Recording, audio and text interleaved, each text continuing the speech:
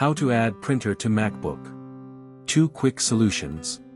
Method 1, add by default. Step 1, on your Mac screen, click on the Apple icon and open System Preferences. Step 2, click on Printers and Scanners.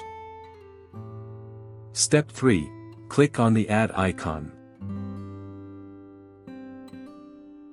Step 4, select the printer in the Discovered Printers list. Step 5, give the printer a name if you want and click on Add to start the setup process. Method 2, add by IP address. Step 1, on your Mac screen, click on the Apple icon and open System Preferences. Step 2, click on Printers and Scanners. Step 3, click on the Add icon. Step 4, open the IP tab. Step 5, enter the IP address of the printer.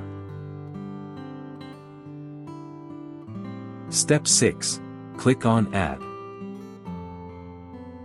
For more such help and information, visit us at www.printertales.com or call us at 1-857-557-6884 +44 161 518 4781.